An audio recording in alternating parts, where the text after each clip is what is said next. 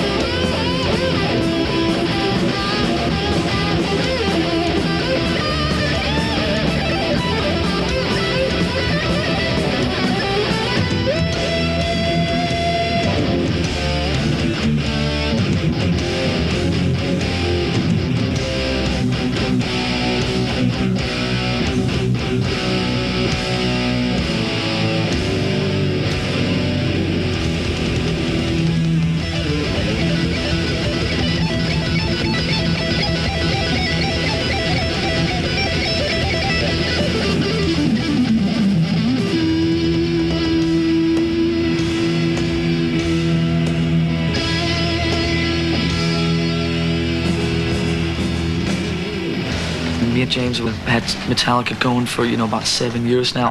When I was hanging out with one of my friends back then, he was interested in starting a sort of heavy metal fanzine, and he had come over to my house one day and asked me, he had a list of about 15 or 20 different heavy metal, names, and he asked me which ones of these I thought he should call his magazine. So I looked over the list and saw all these, heavy metal this, heavy metal that, blah, blah, blah. And the name Metallica was on there, so I thought that was quite a good name. So I quickly thought to myself that I should steal that from him. So I just took that and basically told him to call his magazine something else, which he then did. And then when I finally got my own band together, I called it Metallica. Hey, cheers, everybody.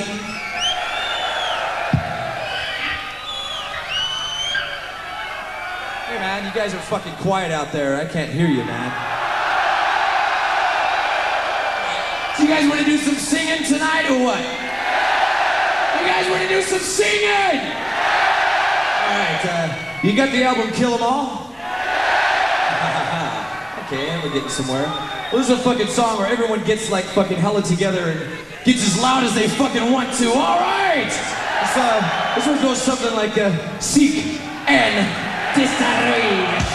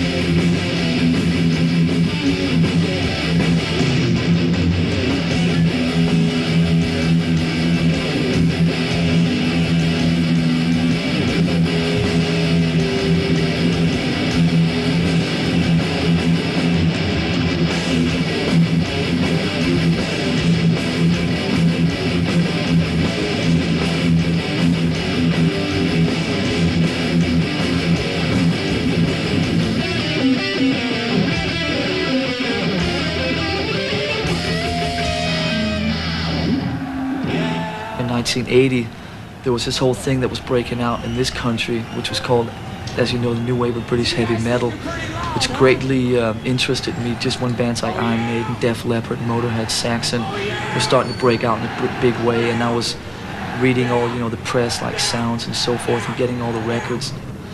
I think what it did was a direct result of the whole punk thing just a few years earlier, where it really sort of, I think heavy metal was really pumping itself up and up through the late 70s, and you know, the big traditional rock star things and the big jets and everything was really reaching sort of a sky limit that was getting a bit silly. And I think that the new wave of British heavy metal brought the whole thing back down to the street, and also reflecting on some of the things that I think punk brought into it, which was bands making their own demo tapes and sending them around and making independent 7-inch and 12-inch singles and so forth, and doing that sort of stuff. I think that musically it borrowed some of the stuff from the punk thing, that bands like Iron Maiden and Saxon and Motorhead were obviously a lot more energetic than some of the more plodding stuff back in the early 70s, but I think lyrically we were still in the same cliche written territory.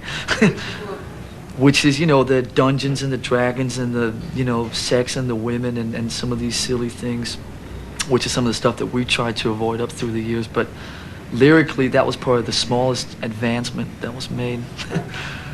So what kinds of things do you write about? What do we write about? Well, we have over the last couple of years tried to avoid some of those things and concentrated more on some of the things that we see around us in real life.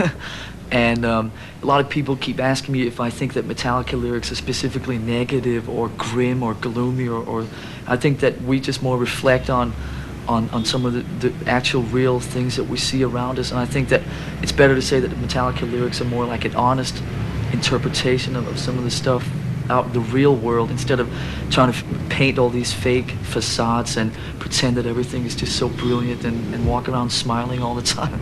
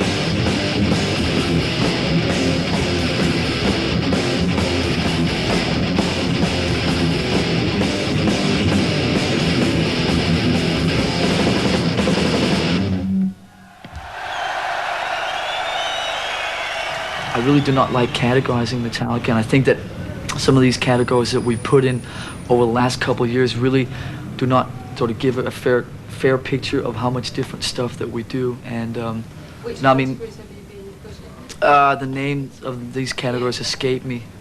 You'll not get me to say them. We've been put in some of these extreme left categories. One of them starts with a T, and so forth. And it just, huh? Thrash. I can't hear what you're saying. Trash. Thrash.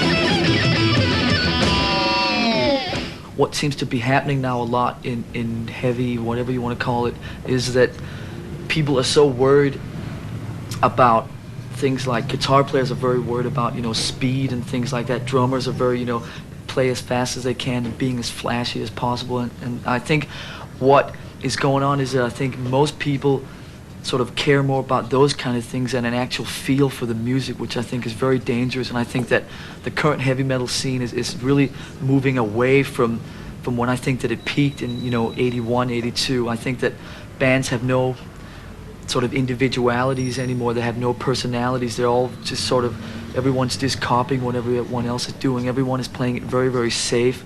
No one is sort of just taking chances and sort of trying to do things a bit different. But like, I'm really worried about that. People are really losing like a feel for the music, which is something that I think through the 60s and the 70s and up to a few years ago, people, you know, the whole thing was very much centered around people's feel for, you know, different instruments and feels for songwriting and so forth.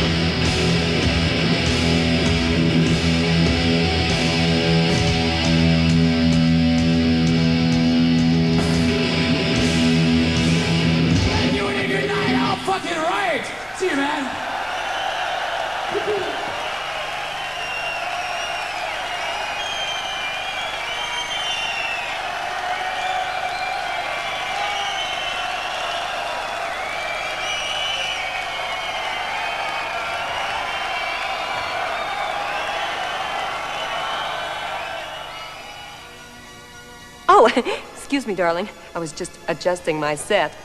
Well, gang, it's been a bang. That's right, it's been a bang, gang. But remember, we've got a date tomorrow for another head-splitting double feature here on Heavy Metal Heaven.